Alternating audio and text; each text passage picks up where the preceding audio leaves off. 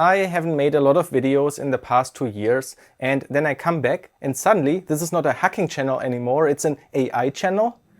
Well, if you are an old subscriber of mine or former subscriber, can I ask you for one favor? I would really appreciate it if you take the time to watch this video. It's also going to be a bit more personal as well, it's not just about AI.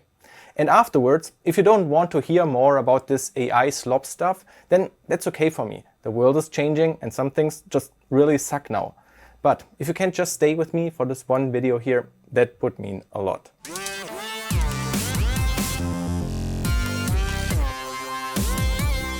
I recently released 2 new videos about AI. And the first one was a bit more cynical, the second one a bit more clickbaity and maybe too much AI hyping or fear-mongering depending on who you ask. The first one did well, the second one caused a little bit of a negative subscriber dip, which I never had before. So clearly this video was controversial. I know I shouldn't care, but honestly I struggle a bit when I feel like people judge me without knowing the full context of where I'm coming from.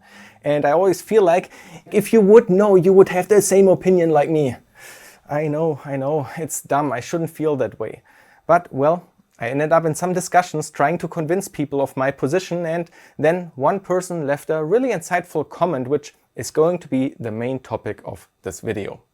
The problem is that you stopped making videos. We didn't see your persona evolve. I'm left with an image I formed back then of someone serious, calm and detail-oriented. Now, after staying quiet throughout this entire digital transformation, you suddenly appear all hyped up, talking as if there were some massive event rather than just part of a natural evolution. It would have been different if you had been with us making videos as LLMs were evolving. You went from 0 to 100. You aren't the person we used to know anymore. We can't expect you to be, and you can't expect the same level of respect you once had. You were absent for too long. Actually, I just noticed the M dashes. Let's just believe this is not a bot and it's just a human who needed a bit of help putting their thoughts into words. Either way, I think this comment makes a lot of sense.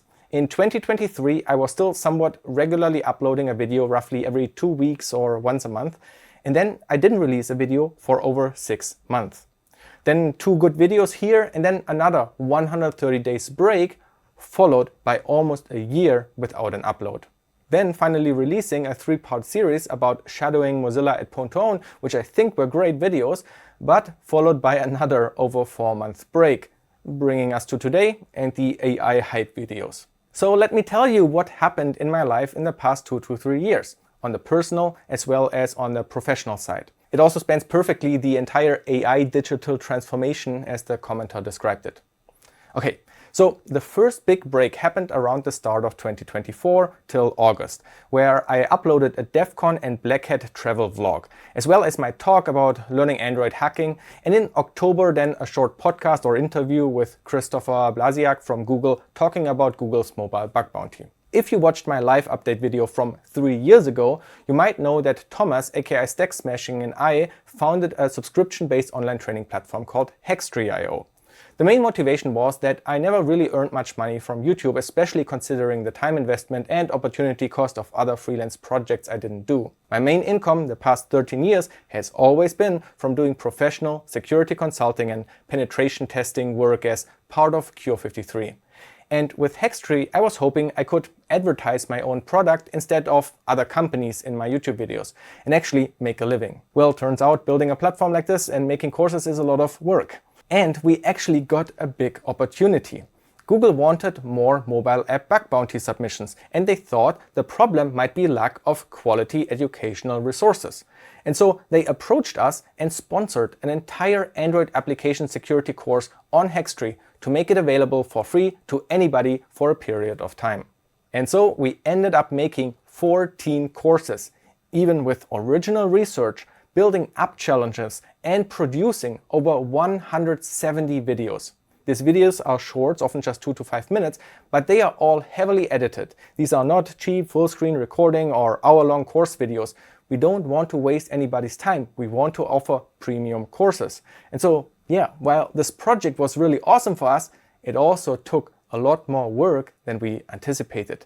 And we were even much slower than we originally had planned as well. So this is the reason for the first big break. Also, the money we got from Google just went to the Hextree company, and so I was still working with Cure53 doing code audits to earn money for rent and food.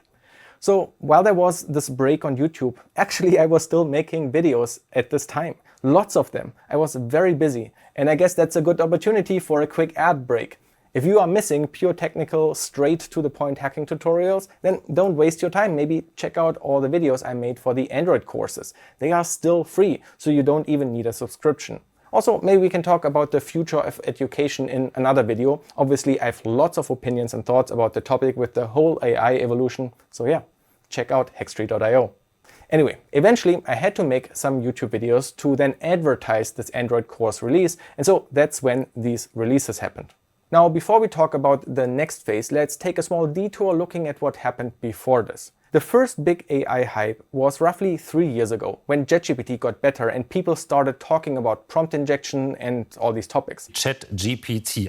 ChatGPT. ChatGPT. Now, if you have followed me for a while, you know I'm always excited about any kind of technology. For example, I did my master's degree on smart contracts, so cryptocurrency stuff. I never thought cryptocurrency would replace banks. I think smart contracts are useless. Mining for coins is pure waste of resources, and the main purpose for crypto is just fraud and money laundering. But all that doesn't change that I find the underlying technology fascinating.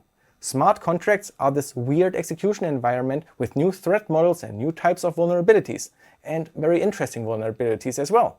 I love exploring new technologies, and I can appreciate the technical ingenuity behind it. And so that was also the case when LLMs came onto my radar with ChatGPT released in November 2022. I just looked at this fascinating technology that I wanted to understand how it works. Around that time, I was also doing some live streams, and just a month after release in December 2020, I got ChatGPT to basically write a fly hack for Minecraft. And if you watch this now, you can see how bad the AI was and how much I steered and prompted it. So you can look at that and say, oh, look how bad the AI is, so useless. But I had a different reaction. As you may know from my videos, I can be very enthusiastic, and I love to share my enthusiasm in my videos. And so here it was the same. For me, it was mind-blowing what stupid text completion can do. And of course, I tried to think about all the different ways it could affect my professional work. For example, here. Like in my mind, I'm just thinking of like having a security tool where I'm like, where I'm not sitting there, like typing all my code, and I can just be there like this with speech to text. Yo, can you send the post request to this endpoint? Yeah, just make up the JSON data for it. Okay, there's an error. It says it wants XML data. Can you turn it into XML? Like I'm just chilling there, you know, sipping my mate. Cool. Can you insert an SQL injection test into the name field, please? Here's an example post request. That's in the name field. We get an error. The name has the max length of 16. Can you find a shorter SQL injection test, please? Here's an example of a shorter SQL injection test you could be using in the name field. Yeah, can you now place that payload into the XML request that you tried earlier? Or when looking at the ping CVE back then, I used ChatGPT to analyze the patch. Basically, it was a Google alternative with much better semantic understanding. It was making lots of mistakes, but also leading to situations like these. Oh, buff is a pointer. CC is just the number of packets. Thank you, ChatGPT. Dude, I'm so addicted to ChatGPT. It's just so good. It makes it really, like, when I'm too lazy to figure something out, I just ask. And if it gets it correct, I'm happy. And if not, I can still look at the code and think about it myself. Or this one here, where I didn't have a contextual understanding of what OIP headerlen means. Why is it called OIP headerlen? Original. Oh my gosh. It's likely that the variable OIP header length is named as such because it represents the length of the original IP header in the received packet. In this context, original likely refers to the IP header that was originally included in the packet that was sent by the remote host. This is absolutely insane. I know it can make mistakes, right? I understand that there can be mistakes in there, and we have experienced many mistakes that it does. This is like bouncing off ideas with a friend. Like, imagine a friend is sitting next to you and you ask him, hey, yo, what do you think does the O in OIP header mean? And then your friend thinks, you know, maybe it could be original or it could be offset, you know, like it's just bouncing ideas. And then you listen to your friend saying it, and then you think, yeah, that makes sense, or no, I don't think so because of those reasons. That's like just bouncing off ideas. It's like rubber duck debugging. Also, nobody, I don't want to claim that this is like the ground truth and we should just, trust the opinions of this thing, but if you use it as a tool and you understand the limitations and you learn how to interact with it, I'm so mind blown by it. It's so incredible. You have to push back. So you need some confidence against your friend because your friend is an ass and will be very, very adamant about responses. So I think that clip just really perfectly summarizes my view on AI, especially at the time, and you can see how enthusiastic and mind-blown I am about this capability. And just remember, by today's standard, this did a lot of mistakes and was terrible, but I still saw the immense value for me and the future potentials for my work. Besides just using ChatGPT, of course, I also looked into how to integrate LLMs into your own apps using the APIs. And that brings us to the videos in 2023 that I made about LLMs. Suddenly, there was this magical API, wrap it into a function, and you could just call it, and it can understand semantic stuff. And so I built, for example, this Everything API website where I would generate page content on the fly based on the HTTP request path. By today's standard, it was terrible, but back then it still blew my mind. And I understood that many applications will implement AI features, and I must learn this new technology if I want to do security audits of applications like this. It is crucial for my job security. Around that time also Cursor got released and GitHub Copilot autocomplete was a thing. And yeah, it was still terrible. When it generated some code, it was awful and insecure code. Objectively, it did make tons of mistakes, and professional programmers didn't like it yet. But still, I think that it worked. Even a little bit was crazy to me. It can propose text completion based on the context and intent of code and not just following hard deterministic rules somebody hard-coded. This is fascinating new computer ability that did not exist before. And of course, it created new classes of vulnerabilities that I wanted to think about and learn about for my professional security work. I also remember a bit later in 2023, OpenAI released function calling ability. Initially, I couldn't wrap my head around how that works. It just didn't make sense in my brain until I understood how it works and I realized how stupidly simple it is. But that is the joy of learning. This is exactly what I love about learning new stuff. I just really enjoyed these topics. Anyway, sorry, this was like a short jump backwards into 2022 and 2023. So let's go to 2024 again. Remember, I was very busy making courses for Hextree at the time. And in parallel, I also decided to build a semi-detached house near the village where I grew up. Don't ask me why, I like to say my parents talked me into it. If you know what building a house costs, you know that my savings were basically completely drained. And I'm not at all complaining. I'm very fortunate that I earned enough the past 13 years to save up this money, and I'm very privileged that my parents could financially also give me money for part of the down payment. And my parents were also there in person to oversee the building process because I live in Berlin far away and it takes a shit ton of time as well. So that project drained my savings and it allocated a lot of my time for planning and all that crap around it. Anyway, this is a tangent. I just wanted to say that at this point I didn't have savings anymore and now I also had a mortgage to pay. And so what's the best idea to do next? Well, my girlfriend and I were talking about having a child. And in late 2024, we got pregnant. And that changed everything. In Germany, we have very good social support for having children and also very good protective labor laws, at least compared to the majority of the world. Of course, it could be better. But I'm self-employed and I don't get many of these benefits and the safety net a regular salaried employee would get. Also, I want to be a good dad who spends time with their child. And so I started to really stress out about money. If I don't work, I don't earn money. Simple as that. So I needed to rebuild my savings fast. And the only reliable and good income I had was doing projects for Cure53. And so that's what I did. I was grinding work a lot. In the years prior, I often would work 2 weeks Cure53 and 2 weeks doing YouTube. But now I was basically full time. So I didn't really have time to make YouTube videos anymore. And honestly, Hextree was suffering during the time as well. So we are coming to the next YouTube gap from late 2024 to early 2025.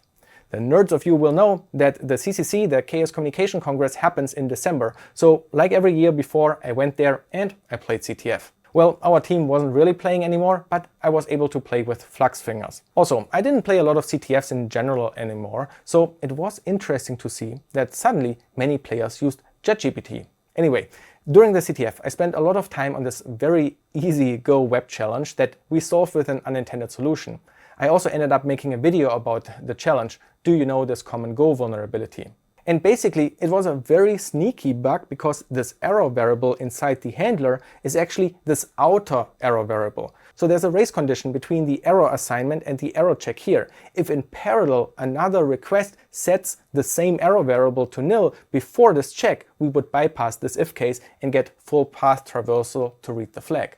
And when I cannot solve a CTF challenge, it is an important self-reflection moment for myself, because if I would be the best hacker in the world, I would have solved it. And even if I'm not the best hacker, my problem is that I really don't know Go very well. And if I want to work as a professional code auditor, that is kind of bad. I need to figure out how to get better. But around the time, the models were still not that good, and obviously ChatGPT didn't catch the issue either. But then, a few weeks later, Deepseek R1 was released, this Chinese open weights model outperforming ChatGPT, and it had these crazy long chain of thoughts. And so I was experimenting at the time and just gave Deepseek this challenge and asked it to identify the vulnerability. And spoiler alert, it didn't really solve it either. I had to do lots of steering and guiding to get to the solution, which of course is not realistic in a real scenario where I don't know the solution. However, during this experimentation, I tried relatively generic audit prompts and then stared at the chain of thoughts, just being fascinated observing the thinking of these models. And yes, it was thinking about really stupid stuff that made no sense, but I didn't see that as being useless. When you do security audits or security research, you need creativity, which basically means having lots of dumb ideas. You want to challenge assumptions.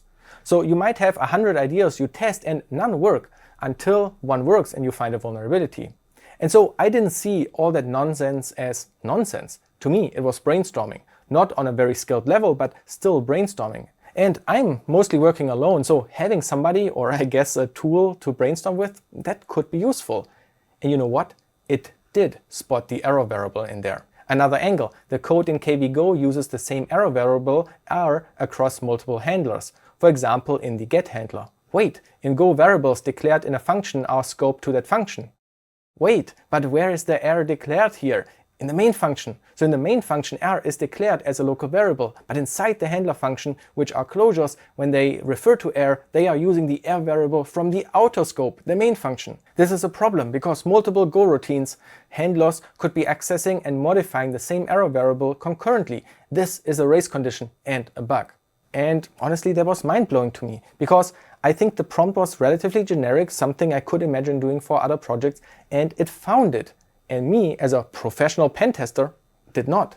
And so I thought, in the future I can use this, read the chain of thoughts, and with my experience I can tell what is a dumb nonsense, but I could also recognize when it stumbles over something real. And that was my AI eureka moment.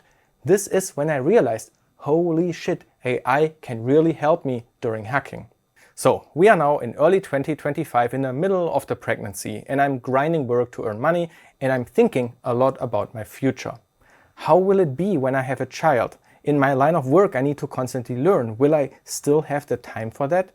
And so after my eureka moment, I realized, holy shit, AI can really help me in my work. It's not just a convenient tool that can write scripts faster, answer questions better than Google, or help me understand some code. It can fill in the knowledge and skill gaps. At this point, I didn't see it as something replacing my work or exceeding my skill. I just felt like it was a really good beginner with lots of knowledge, like some nerd who can remember all kinds of random stuff. It was great in answering simple questions, and it can fill the knowledge gaps for me. Now in early 2025, Pwn2Own in Berlin happened, and a friend who works at Mozilla had this idea that I could follow them with the camera and document everything. And that was an amazing opportunity for me. But if you look at my YouTube video releases, those videos came out almost a year later. This was my largest gap of almost a year, and even the videos before were not typical LiveOverflow videos. So basically there was a gap for like 1.5 years. As mentioned, the first reason for this gap was that I was grinding Cure53 work to save up money, but I was also thinking about my future life with a family. How will it be when I have a child? In my line of work, I need to constantly learn. Will I still have the time for that? Well, AI got better and better. Local models started getting proper function calling support, and at Cure53 I couldn't use model providers. So I started learning about running local models and started building my own AI tools. AI started to become good enough that I knew I could let the AI explore ideas and I could come back and triage the results. Like a fuzzer, let some automated agent do the labor and me as a professional then judges if there's a real bug or not. Also, when you do white box code audits, you really need a good intuition from years of experience how to navigate the code and how to find interesting areas to audit. Sometimes your intuition is good and you find bugs, but sometimes not and you miss something obvious. But now with basic AI scripts, I really had good results. Basically, I was able to really cover large repositories and find interesting code areas that I probably would have missed before. So in this time, I was just preparing for the family life. Besides doing Cure53 projects to save up money for parental leave, I then spent my free time building AI security code scanning tools, hoping that that would help me later. Also did a lot of nest building. We live in a 3-room apartment, so we needed some more storage space. Lots of trips to IKEA, researching baby equipment and stuff we might need. And I also moved from the big office with a recording studio setup into our former bedroom. This room is much smaller, and so that's why the background and recording setup changed as well. Also, another maybe relevant aspect, throughout my life, I could not maintain any routines as long as I can remember. So in school, university, and especially once I started being self-employed, I was in a constant cycle of procrastination and only immense time pressure could get me to do work, which made me never have weekends because all my work I procrastinated to the end of the week. So I was constantly stressed, which made me really worried about taking care of a child. A child needs routine and parents that are not stressed. And people kept telling me I might have ADHD, and I don't really care about the label. I was doing fine in my life regardless. However, a diagnosis could unlock access to medication that could maybe make me more normal. And so that's why I got diagnosed and got meds to see if that helps. And it did. Now I'm on drugs. Anyway, long story short, the money concerns leading to Cure53 work, as well as building AI tools and preparing our home for family life, explains like the first half of this very long YouTube break. But let's talk about the second half of this break, and I guess just as a trigger warning, I will now talk about death and I will show pictures from hospital that might not be easy to look at. So please skip this chapter if you don't want to hear or see this. Maybe I'm also sharing more than needed, but honestly, most parents are obnoxious. They love to talk about their kid and nobody else cares, and that's the same for me. So I just want to talk about my kids, and if you don't care, which is totally understandable, skip this part. Also, I will probably cry while recording this, which makes it very awkward to then edit and release. So the strategy I've chosen now is that I just try to read through the script and I repeatedly record each section, so I keep only the parts where I'm not crying. So if the cadence and the flow is a bit off, it's because I tried my best to cut out stuff without making a scene. All right. So actually, we were not just expecting a single child, we were expecting twins, 2 identical twin girls. And the pregnancy generally went really well, but they had a shared placenta.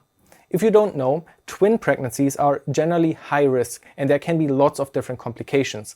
And with a shared placenta, you also don't carry the twins until the full terms of 40 weeks. You usually get them earlier, around the 36th or 37th week.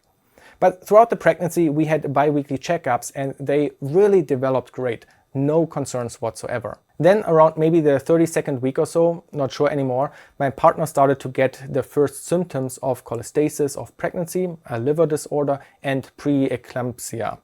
Those things can get really dangerous, and of course it happened a bit slowly, but eventually it was diagnosed, and in the 34th week we got admitted to the hospital. Basically only 2 to 3 weeks before a regular scheduled C-section.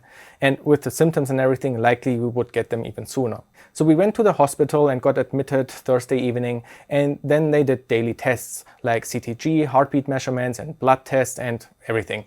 as well as administer various medication to treat the conditions and also give the lung maturing injection in case it's decided to do a C-section earlier. The science and medical progress we have to take care of premature babies nowadays is insane. I learned so much. Anyway, over the weekend everything started to look better. Medication helped reducing the symptoms, and every day the CTG, the heart measurements of the twins, was perfect. Really consistent heartbeats and so forth, really nothing suspicious. Sunday evening, everything's still great. Monday morning they do another CTG and they cannot find one heartbeat. I wasn't in the hospital at the time, so my partner called me while they were rushing her into the emergency room, and she just told me that she's getting a C-section now and they are getting the kids. So I drove to the hospital and had to wait in this room without knowing what exactly happened. Eventually a nurse came to me and told me what happened with the CTG, the missing heartbeat, and that they immediately did an emergency C-section. My girlfriend is okay, but she's still anesthetized but will soon wake up. However, Frida couldn't be resuscitated. Actually, she appeared to have been dead for a little while. Maya was born on the 1st of July 2025 and is in critical condition. For context, the crazy thing with the shared placenta in twins is that the blood vessels of both children can grow together. So they might push blood into each other, which can cause lots of different twin complications. But in our case, luckily, that never was an issue. However, when Frida died and her heart stopped, her blood pressure dropped. And now there's no counter pressure to keep the balance. And Maya's heart started to pump blood into Frida's body. So when Frida was born, or rather stillborn, she was full of blood. And Maya was anemic. And that's a problem because you need blood to transport oxygen. So Maya was essentially suffering oxygen withdrawal over an unknown period of time. But she's alive, and once they had stabilized her, we were able to see her, and she even had one eye open. She then stayed in the children intensive care unit with crazy machines, and the doctors and nurses were all incredible. Every time I went there, somebody was doing work on her. She was constantly watched and treated. It's crazy technology there, and I wanted to know everything, and they took also the time to answer any questions. But to not drag the story for much longer, Maya was intensive care for 2 more days. Unfortunately, her condition became more and more critical. They couldn't get the oxygen up, her kidneys didn't produce pee, and she even started to get seizures.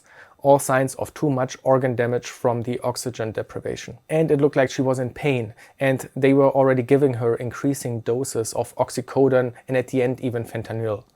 In the night from the 2nd to 3rd of July, they then told us she might not make it through the night, but she did, or well, the machines did. In the morning they told us they did everything they can and that Maya would already be gone if it weren't for the machines and the medication forcing her body to stay alive. And so once we are ready, they will turn off the machines. And Maya died in my arms on the 3rd of July. Yeah, so that happened in July 2025. Luckily, I had saved up all that money for parental leave, which I now use to just take time off. I never experienced anything close to traumatic as this, so I wanted to make sure we do everything right, like talking about it as much as possible with people, going to a grief support group, and just spending a lot of time with family and my partner, crying together and just trying to process everything. Also, me sharing this story here on YouTube is part of this process. I'm a father and I want to tell the world about my daughters, Frida and Maya. Also, I thought I could use this moment to say that I'm very grateful to the Familienzelt Berlin. It's a non-profit that offers free grief counseling in cases like this, and they also organize the grief support group. And so if you feel somehow emotionally vulnerable right now and I can manipulate you into giving money away, then please consider donating to the Familienzelt Berlin. There's an IBAN here and I also link it below. They really helped us through all of this for free and we are really grateful for it. And so if you donate something, I can guarantee you that this is well used there and it really helps people during a very difficult time. Anyway, back to my lazy YouTube ass. Now you know where this super large gap is coming from. Of course, slowly I started to work again towards the end of 2025 because my parental leave money will also run out and we want to try having kids again, so I should not drain all my savings again. But I started very, very slowly. And I'm very grateful to Mario and Cure53 for helping me to slowly get back into work. It's really a privilege that I can focus on what is best for me and work only as much as I can or want, which is a privilege many others in regular full-time employment do not have. Also, besides doing projects again for Cure53, I was still coding my AI tools to prepare for the future. Basically, I was hoping with AI I can be a lazy ass at work once we get another child. Also in 2025, Mohan, or Sirius, who I knew from projects from Cure53, decided, on a whim I guess, to found an AI security startup with 2 other people called Hacktron. Basically just building an AI security scanner. And I thought, hey, that sounds like the thing I was building alone at home as well. They were building already for a while, and eventually I thought maybe I should show Mohan what I built if he likes it, and maybe I could join Hacktron as like an advisor or so for some shares. And so I started to work a bit with Hacktron as well. Of course, it's a risky startup and it's just a few shares, and they are also vesting shares which haven't even vested yet. But then in 2026, Hacktron raised the first round of investment, which also allowed us to get a salary. So now I'm also getting income from that, which makes the time invested less wasteful. But there has been another change in 2026. I never was anybody taking risks and always choosing a pretty safe route. That's why I never went all in on LiveOverflow YouTube or Hextree. But turns out life is fucked up, and whatever you think you planned well might just not matter in the end. And Hextree was suffering a lot. I really didn't spend too much time on it in this period. There were no new courses, so no incentive to stay subscribed, no YouTube videos to advertise it, and I felt bad for letting this opportunity just to go to waste. But Hextree was still growing, and we had money in Hextree from the Google sponsorship. And we also had another partnership with Raspberry Pi that also gave us money. So Hextree now has a bit of a capital buffer, and I could start to pay myself a salary. Which means I can take a bit of a risk and focus more on Hextree and YouTube in order to give Hextree a proper chance. Also, Mario from Cure53 was very supportive, and I can basically take a year off from doing projects, and if I want to come back I can do that anytime. So that's what I decided to do. But then where were all these videos this year, you ask? Well, I finished the Pwn2Own videos and started to work on lots of Hextree stuff on the backend. And coming back to the topic of AI, the models became more and more capable for coding. And so I was able to upgrade the front-end and the back-end versions of dependencies, did a huge refactor of the admin backend to allow us much more comfortably edit courses in a Notion-like editor, implemented social login, and lots of other small and big stuff. Also, I built a Premiere plugin for faster editing workflows, a Premiere MCP to let an agent do the first rough cut of a video, and a screenshot browser extension with convenient features for screenshots to be used in the videos. And also I started letting AI write Manem to create animations for even better Hextree videos. Of course, I also started working on courses for a new AI continent, which we actually just released a few weeks ago. So if you are looking for some dense courses on LLMs, how all that stuff works under the hood, then check out those courses on hextree.io, and of course more are coming. Anyway, we are now in 2026 and AI models have been getting more capable. Mythos got released, leading to an absolute CVE massacre. As you know, I'm well connected to Mozilla, and so even if you think that all of this is just marketing stunt and you are suspicious about everything, the numbers don't lie. The vulnerabilities and CVEs are real. The AI found these things, or rather very skilled engineers and researchers operating the AI did that. And if you want to call all of this overhyped, I don't know, I don't care. Don't tell me that I cannot be enthusiastic about it. You can feel whatever you want to feel. Maybe just ignore how the companies communicate. Just look at the actual output. I don't really care about their marketing claims. I just try to judge whatever I see for myself, if it's crazy or not. And I find it objectively insane. Of course, you can still believe what I would call a conspiracy, that all these results are fake or so. But I'm seeing this stuff firsthand. My colleagues at Hacktron using the latest frontier models to hack any company you can imagine. Like, these are skilled people, sure, but their capability multiplicator and the speed they get from using AI is crazy. They are pwning companies with 0 days or 1 days just like that, which would have taken weeks before, or maybe couldn't even do at all because the lack of experience. Just read some of these articles here in the Hacktron blog. These things are real. Or maybe just stay subscribed to this channel because I want to share some of these stories in videos as well. I think even if it's AI, there's still lots to learn. I mean, maybe there are still people out there not using AI. Maybe they are not allowed by their job. But everybody I know who works professionally is using AI. Some are using frontier models, some use local models and invested in DGX Sparks or graphics cards. Everybody I know is using LLMs and incorporating LLM workflows into their work. And that is just the reality of this work in 2026. But what does this all mean now for LiveOverflow? I think it does not mean that we stop learning or that we stop look under the surface. Like, I like writing Python code and create high-level apps with it. That doesn't stop me from being curious about the layers below and digging into assembly or even hardware and wanting to understand that. Same thing with LLMs. If the LLM finds a 0 day, that doesn't mean I don't want to understand it. Also, another aspect is I could just lie to you in my videos and not show that I'm using LLMs. That would be the easy way out. People would not complain and cry about the usage of it. And it makes me look more skilled than I am. I could just present it as I figured it out, even though it was the AI. For example, in the first AI video, do you want me to show you, here's the Docker Compose file to run Artifactory locally for our test setup, kinda implying I wrote this myself? Or should I be honest? I used Claude and told it to set up local Artifactory for testing. I don't want to gatekeep. I do not want to withhold information about how I do things. I always wanted to share everything, give you the experience of looking somebody over the shoulder while they work, including how I figure out stuff, the dead ends and the mistakes that were made along the way. And if I remember the source of some information where I learned it from, I share that too.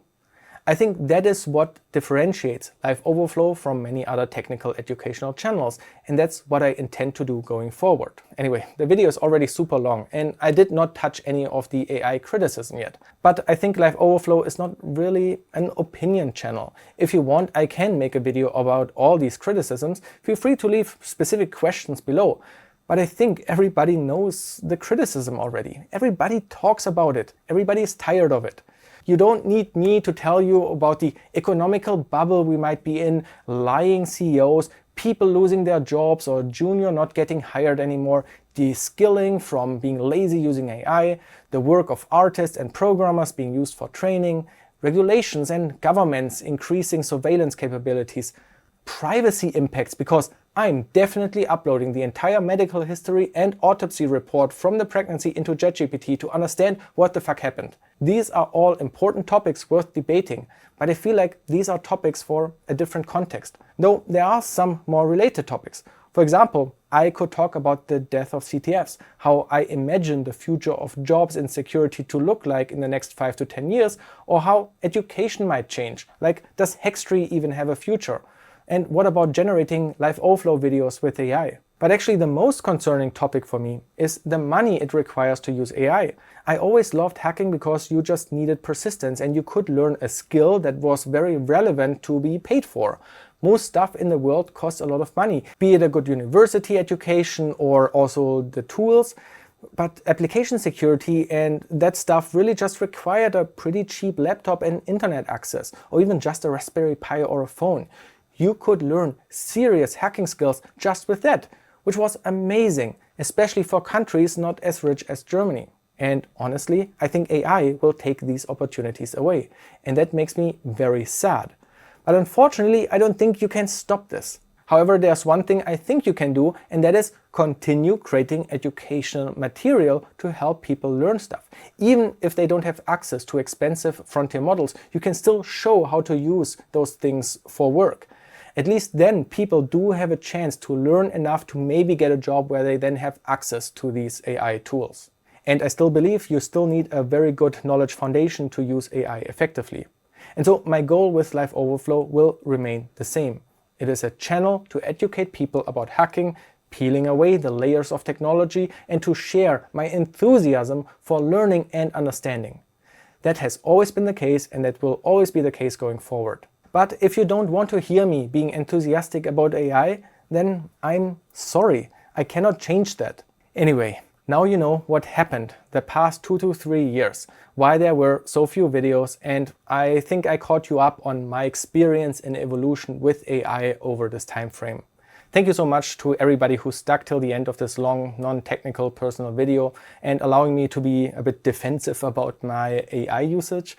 I really appreciate it. And if our paths are now drifting apart, that's all right. You are now officially allowed to unsubscribe if you are tired to hear about AI. All I can do is promise you that I try not to be just a news channel or regurgitate the same stuff others are saying. I will always try to come up with unique and different angles and have something educational in every video. Even if we use AI, it won't stop us from looking at the layers below and learn. Exception might just be the next video, because that might just be a vlog of our Black Hat and DEF CON travels. But one of the next technical videos will likely be about me developing a Chrome exploit using AI. Maybe you find this boring. I don't. I think it's crazy that I, without ever having developed a Chrome exploit before, something I consider to be top 1% of hacker skills, I just did in 2 to 3 hours. And I think it's useful to share those details, how I did that, and we can also use it to learn more about exploitation. But we will see how it goes. So long, and thanks for all the fish. Oh, and maybe check out Hextree.io again if you want more dry technical videos and catch up on the hundreds of videos I made during my break. They are, of course, different from YouTube videos, but I think they are still great. Hextree is a weird, non-linear learning platform. You can choose your own path, and we intend to not waste your time with short, boring videos. So give it a chance. Bye.